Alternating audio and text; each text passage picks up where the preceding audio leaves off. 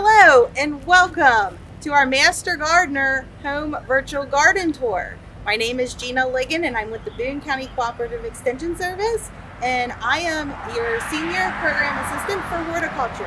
And today we are with Miss Mary, and we are very fortunate to be down here near the Ohio River. So Mary, how did you get your love for gardening? I have been gardening ever since I was this big. And I grew up with a garden. I've always had a garden. I had plants all the years we traveled with our business in the motor home. I had plants all over the dash. It's just, dirt feels good and plants clean the air and they make your house green. I just like growing things. Awesome! So, tell us a little bit about your garden that we're standing in.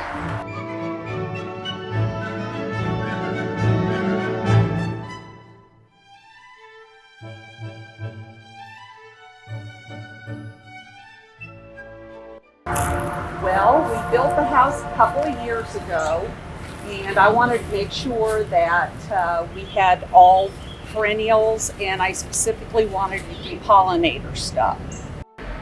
Well, when we built this house, we built it on top of an existing foundation, and this whole area used to be the entrance to their garage that was underneath the house. And we didn't want it that way, so it kind of created this area down here.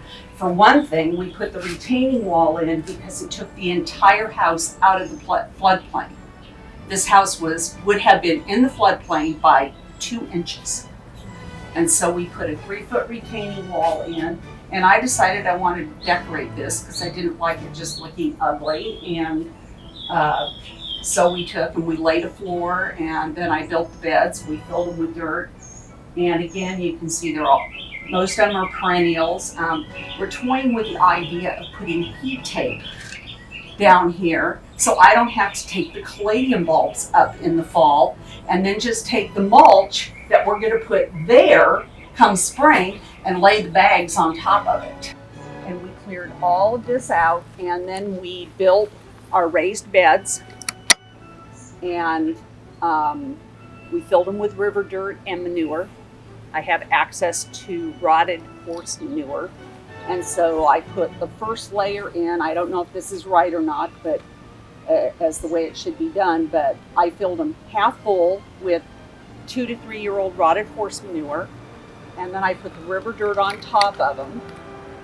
And we had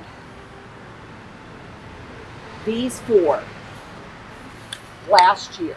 Those are the only 4 we had.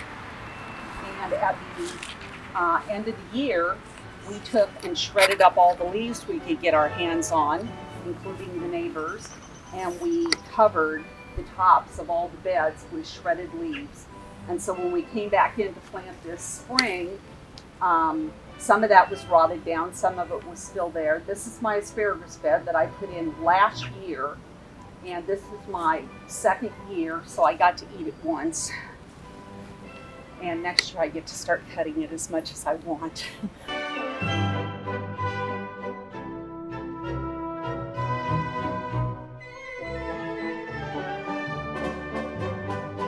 Every spring, as soon as it gets warm enough that I think I can bring them out, I always bring the houseplants out because it's good for them.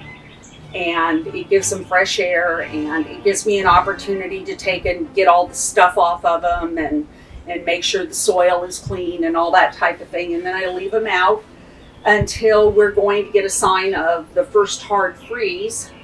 But in the springtime, sometimes I've brought them out, and then it's like, okay, we're going to get a hard freeze. All I do is take and put a sheet over them. And this last year, when we got that late hard freeze, it didn't even get down to 32 degrees here. Usually in the summertime, it runs 5 to 7 degrees cooler down here in the summer, and about 5 to 7 degrees warmer in the winter. And even when it's really, really cold off, you can tell that the water in the river is warmer because it will have the steam coming up off of it. And we're really protected.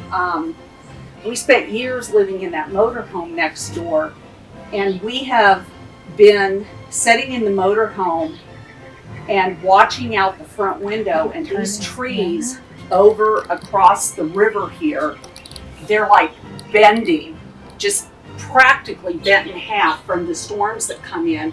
And if we look outside the motorhome, which of course is backed up over here almost to where the hill starts, the canopy on the awning is just barely fluttering. It's like the bad weather stops at the fire hydrant.